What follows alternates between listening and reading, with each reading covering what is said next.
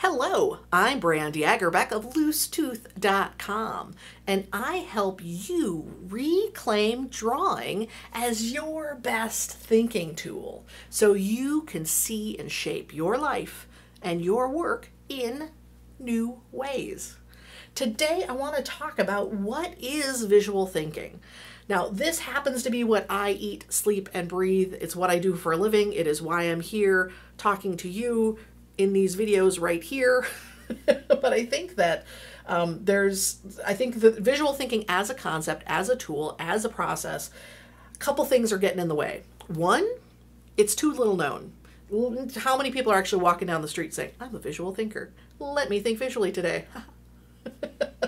So one, it's too little known. Two, I think it's misunderstood. And three, I think it's very narrowly defined. So this video is to help shift all three of those things and help you recognize how visual thinking can work and help you in your life. Now, I think one of the misconceptions is that we tend to lump people into either I am a visual thinker or I'm not a visual thinker. And so often when you learn about this, and I know I talked about this in my own TEDx talk in 2013, that there are people who tend to think in pictures more easily, more readily, and there's folks who don't, who may think more in words. Some of you may be like me, where you do have a very clear picture when you recall something, that you can paint a past memory very clearly in your head. You may have a super visual memory. It could be also that you are so good at picturing an idea as you're thinking about it. I have the problem that I can think about an idea so clearly that I think I already did it, or I think that it already exists, and then I realize, oh, no. That was all just happening up here between my ears. So I think, unfortunately, one of the misunderstandings is this idea that you're either this thing or you're not. And what happens is, yes, I do think there are people who are more sort of hardwired for visual thinking or spatial reasoning or abstract thinking, and all three of those things. And then there's some folks where this may not be as comfortable to you. But I want to separate the idea of your sort of latent ability with the ability to learn new skills, to learn visual thinking as a tool that helps you make fantastic things happen. That's why I'm here. This is why I'm looking at that little red light on my camera, is to talk about all the ways that visual thinking can be extremely helpful to you in your life and your work, like I say in my introduction. So here's what I think is one of the main misunderstandings about visual thinking, and that is the emphasis on visual. So let's borrow our gorgeous flowers back here and think about this idea that somehow when you're doing visual thinking, what you're doing is translating a word into an image or an icon. And somehow, because we've been so beautifully trained in text, all through our educational system, all through our workplaces. So then we get into this idea that this image is fantastic and it is good and it is, totally the way to go. And now somehow text is bad. Visual thinking very much is a marriage, a partnership, a best friendship between images and words. But very importantly, visual thinking is so much more broad than imagery.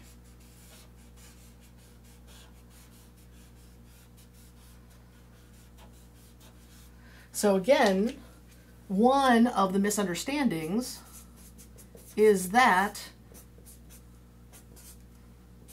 visual thinking equals images.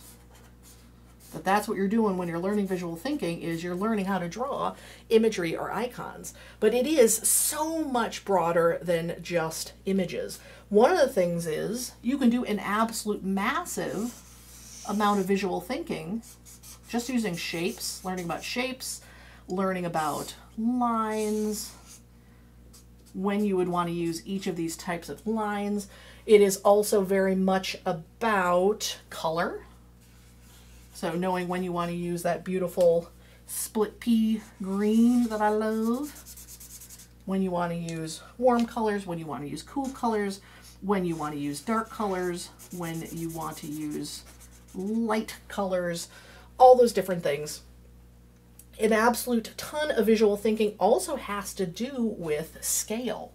So what is the relative size of something within a drawing? What's big, what's small, and how does the different size of ideas relate, show the relationship between ideas? And another favorite aspect of visual thinking of mine is this absolutely very simple idea of proximity. Where the heck do you place a couple ideas next to each other when you're thinking through your ideas and getting them on a piece of paper?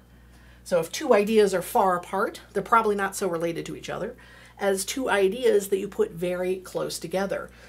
So here again, visual thinking is both sides, visual and thinking, and it's far beyond images.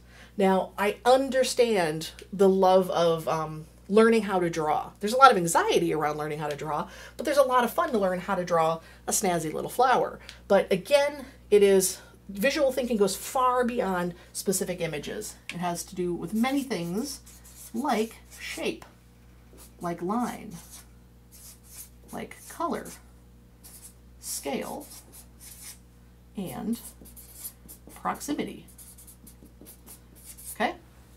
So again, this narrow definition of visual thinking is just focusing on the visual and only defining the visual as translating words, old school, bad, into images, icons. Again, that's, I think, the very limited thinking of what visual thinking is. Unfortunately, that's a massive amount of what's being taught as visual thinking, is specifically teaching people iconography. Now, want to give a huge shout out to Vocablo. Vocablo is a system that teaches iconography, and it's much more beautifully broad than just going into that binary thinking of this equals this. And I know there are other folks doing that. So, but I do see a whole heck of a lot of people, forgive me if you are watching this and you are one of these folks who says, you know, everything about visual thinking breaks down to, you know, whatever these particular shapes may be, that is not untrue. That is a very tiny part of the equation. So now let's talk about how do we move from this. And I think, you know, I have no problem with iconography starting from this place of I'm going from this to this as being a gateway, as being an entry point. But the biggest thing is going from this and being able to branch out into this side of the equation. So let's take off this, take off the visual focus, and let's talk about focusing on the thinking. So again, the limited definition of visual thinking is when you focus on the visual, you just focus on this half of the phrase, and you tend to get into this very binary thinking that I used to use words and now words are bad and now I'm going to use images. And again, all of this is just the very, very tiny part of visual thinking, and it's maybe just the first step of visual thinking. But visual thinking, even the visual side of it, is far beyond imagery. Personally, I do massive amounts of visual thinking, massive amounts of clarifying my own work, my own feelings, my own thoughts, my own ideas, using shapes, line, color, scale, proximity, those more abstract, less representational visual thinking elements. So again, let's not too narrowly define visual thinking, and let's not get into this very binary thinking of translating from word to image. In the Graphic Facilitators Guide, I call this iconitis. It's when your icons are inflamed. The idea is that you get too focused on translation from this to this, and all you do is make these charts or these drawings full of itty-bitty images, and not really making the meaning or doing the thinking that's required. So now let's get to this beautiful, gorgeous right side of this drawing, which is the thinking part. My favorite. So what I love about visual thinking is that it is a fantastic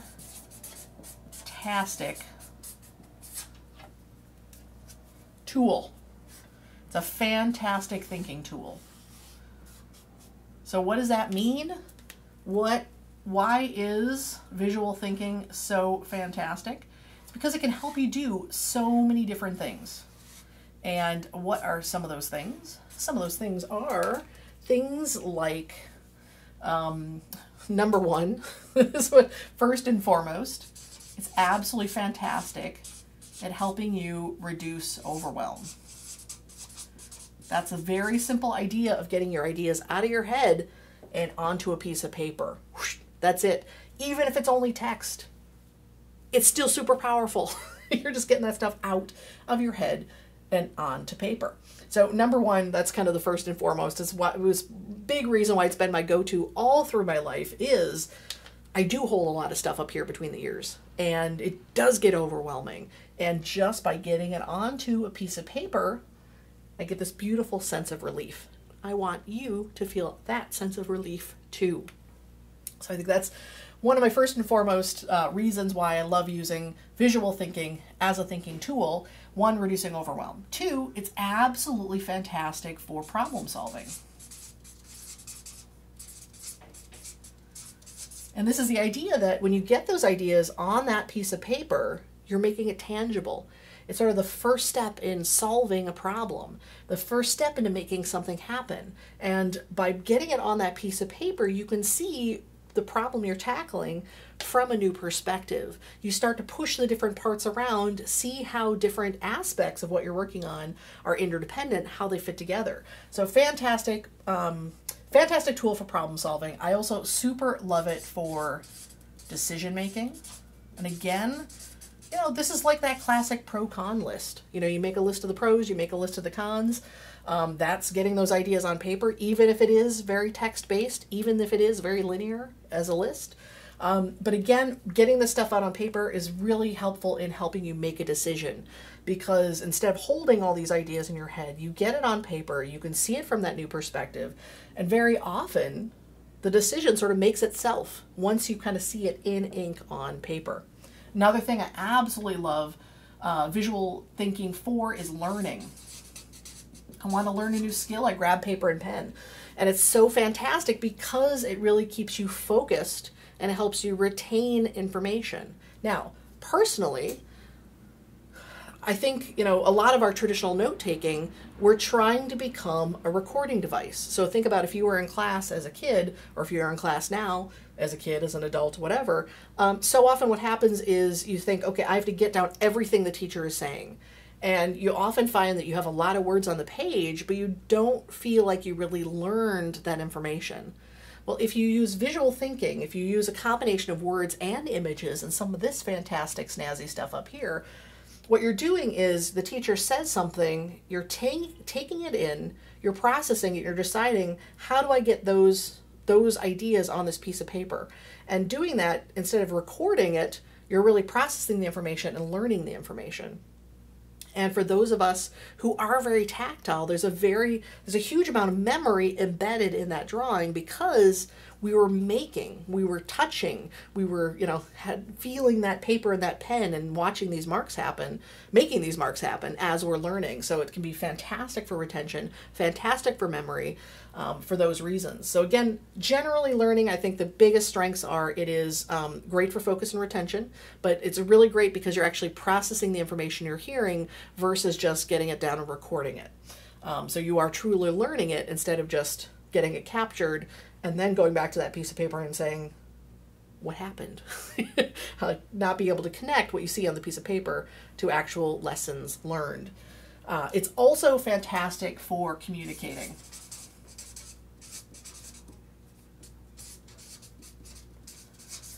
And this can happen a couple different ways. One is you are working through a speech you have to give, a presentation you have to give, or you may be working on a paper you need to write, a book you want to write, you are writing. What's great about visual thinking is you can fit a lot of different pieces together and it helps you clarify your thinking. So one, it's sort of what happens internally for you as the writer, as the speaker, as the presenter. But two, you can use visual tools to help convey your ideas to your audience. And again, so much of that is about helping them focus on what you are trying to teach them, what you are speaking about, what you are writing about. helping them focus, guiding them through your content, and just definitely appealing to the visual side of their nature. So it's definitely, again, it's not words are bad, images are good. It's using different modalities to communicate to your audience, to have a stronger message to your audience. Let's see. This is most. This captures a bunch of these different reasons. It's a fantastic tool. I think I could definitely, similar to decision making, I could also put prioritizing. So again, you're getting different tasks or different components of a project, a big complex project, down on that piece of paper, and by seeing it on the piece of paper you can see it more clearly and prioritize what exactly do you need to do next. What exactly do you focus on most? Because again, you're taking those ideas, getting them onto the piece of paper.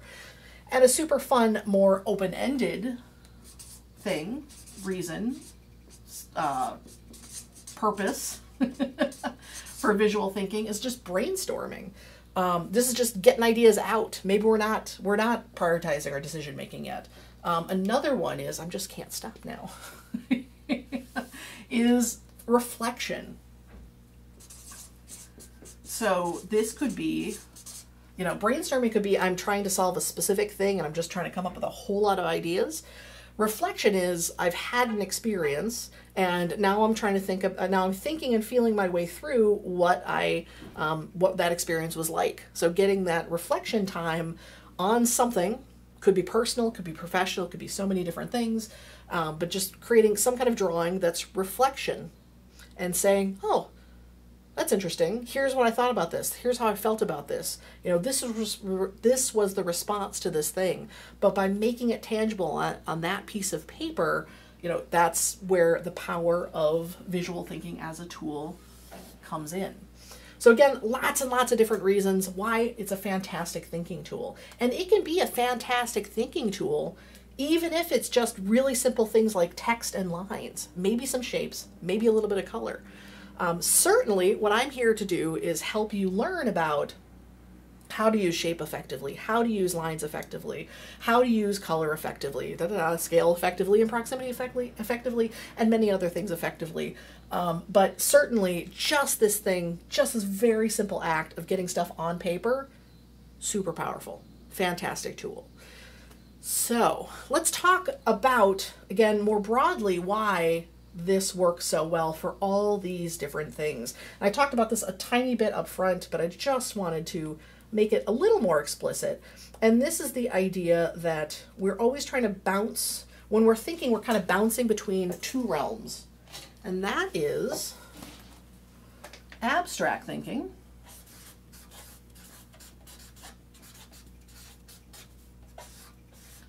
and concrete thinking. Can you see that in the corner there? Concrete thinking. So, abstract thinking very much is, what we can hold in our mind, what we can picture, what does not exist yet. Concrete is, what can we hold in our hand? What can we see outside of ourselves? There's a book I absolutely love called Taming Your Gremlin by a gentleman named Rick Carson. And there's a whole lot of fantastic things in this book. A lot of it's about sort of shushing that inner critic. But one thing I think is absolutely gorgeous is he says at any given time, there's only 3 things you can focus on.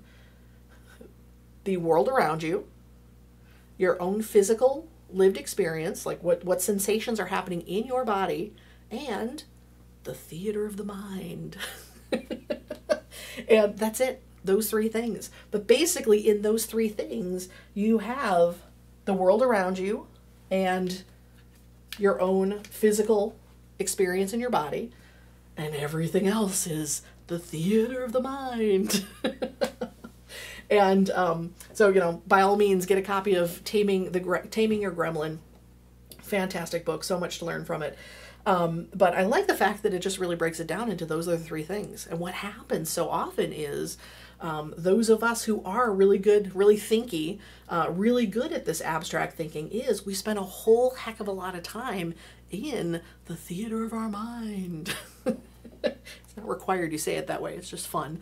But I think the thing is, we get so caught up in that theater of our mind that we get disconnected from what's concrete, what's around us, what's our physical experience, all that good stuff. So here is the absolute gorgeous, gorgeous result of visual thinking, is that it's helping you bridge these two worlds, the abstract and the concrete. So you're building this bridge here, right? Big gorgeous bridge between the abstract, your ideas, the theater of the mind, and what is concrete. So here I'm going to give us a nice trapezoid that stands in for that physical piece of paper we're drawing on. And what you have here on this bridge is these stones, these paving stones, and each one of these stones are the choices you make as you're making your drawing. So again, those choices are much more broad than I hear the word flower, I'm going to draw a flower. It is about, where do I place this idea on the piece of paper? It is about, how big is this idea on the piece of paper? Is there color associated with this particular idea? Are there lines connecting one idea from another? Are there shapes holding different ideas? All of these choices that you're making when you're taking any of this abstract thinking in your head and getting it on that piece of paper. That's the beauty of drawing, is when you are making a physical drawing, when you're doing visual thinking, you are making choices about all sorts of aspects here. Each one of those choices that you're making meaning. That's the jackpot. That's the like super fantastic, this is why we do what we do, this is why I teach what I teach. And that is that you are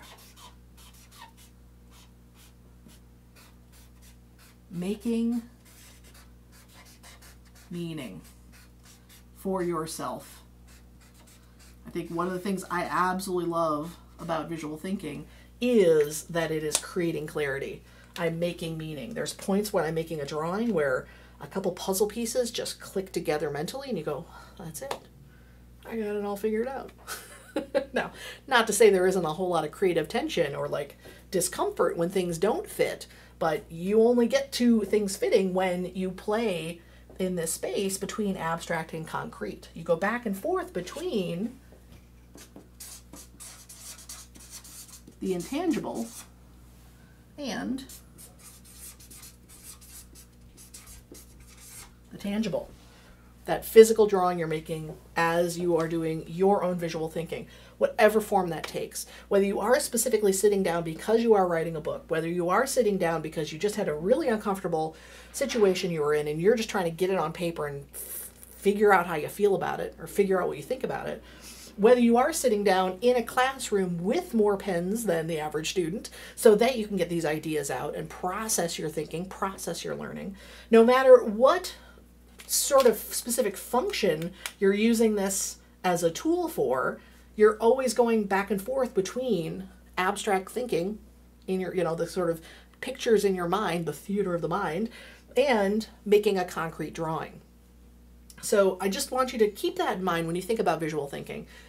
Again, it's far beyond this little orange box here, red orange box. Like there's so much to know about visual thinking, and there's so much gorgeous things to know about specific choices and how they help shape your thinking. Like for instance, like I said, are you putting two ideas far apart because they're not really related to each other? Are you putting two ideas really close together because they are very, very connected? Are you connecting those ideas with a physical line?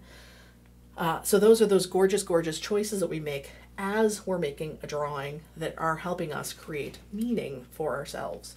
So that is why I do what I do. That is why I am here making this video for you, among others.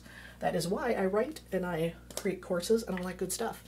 Just like the fact that we don't want to get into this binary thinking of text versus images, we also don't want to get into this idea of abstract versus concrete. Truly, as we're doing visual thinking, we are constantly moving back and forth between abstraction and the concrete. So it is always an and. It is always an and. It's not an either or situation. So what's going to happen is you're going to start out feeling overwhelmed because you have a brain that is too full of too many ideas, and you're just going to want to get them on that piece of paper. But then once you get them on that piece of paper, you are going to see those ideas from a new perspective. That's going to bounce back here to more abstract thinking. And then again, you're going to keep on adding to that drawing. So again, this is not about this versus that. Like, it's not text versus images. It's not abstract versus concrete. It's about using visual thinking because it helps you move back and forth between those two modes. So lastly, I just want to share just some reasons, some adjectives around visual thinking. Again, huge fan, clearly, that make it so effective. One is that it is messy. And this just means that you just get some stuff out down on a piece of paper. It does not have to be gorgeous. Messy drawings can absolutely create clarity. And honestly, usually those messy drawings create more clarity than that really gorgeous, beautiful, refined drawing because you're just getting all that stuff out. You know, it's just that moving from here to here. Now, it's also very often that visual thinking is fast for that very reason that your thinking is fast. You know, you don't get too precious about exactly how something gets down on a page. Just get it down on the page. That's it. One of my favorite things Dan Rome says is just, you know, don't worry about even creating an image. Just draw a circle and label it. Done. That's all you need to kind of get that idea on that piece of paper so you can keep moving, keep thinking, keep moving between abstract and concrete, keep making those choices, and keep making meaning for yourself. Huge thing, big fan, is that visual thinking is spatial and it's non-linear. This is something it took me a very long time to learn for myself as a learner, as a thinker. And this is the idea that I don't solve things in a straight line. I have never personally, you know, like the whole idea of step-by-step learning or step-by-step teaching. Ugh, it's just, it's like, ugh, ugh. When's the last time you solved a problem in a straight line, right? It's spatial. The idea is you put an idea on the piece of paper, you can go in 360 degrees anywhere else on that piece of paper. It really is super spatial. Again, use proximity, use placement on the page, all that good stuff. It really, and the beautiful thing about the fact that it is spatial and it's nonlinear is it helps you deal with complexity. It allows you to work on things that are very complex. Let's put this down here since those two are so closely related. That really it allows you to deal with complexity. You know, we definitely are living in an age where everyone wants to say, keep it simple, stupid. Give me the headline, give me the soundbite. But again, the problems we're trying to solve are not simple. They need complex tools.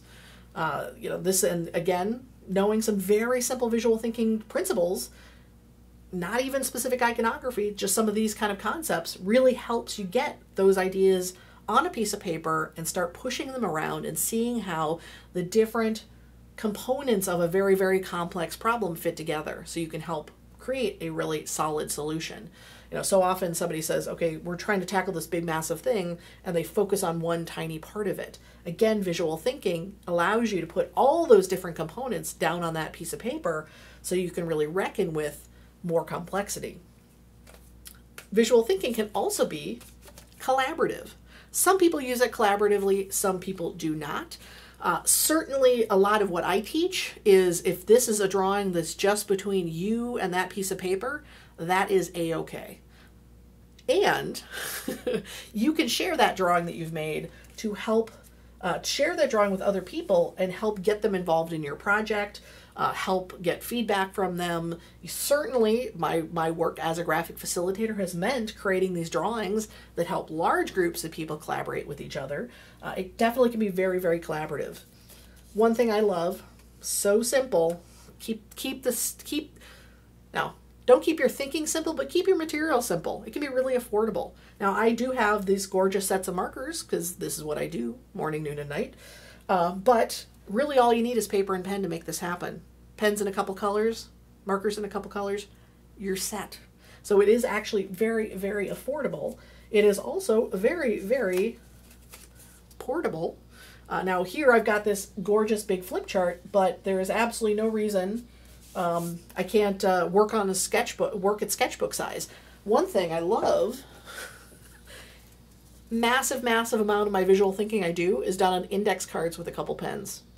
Super portable. I always make sure I've got these at hand, so anytime I want to get these ideas down on a piece of paper, I'm good to go. So super portable.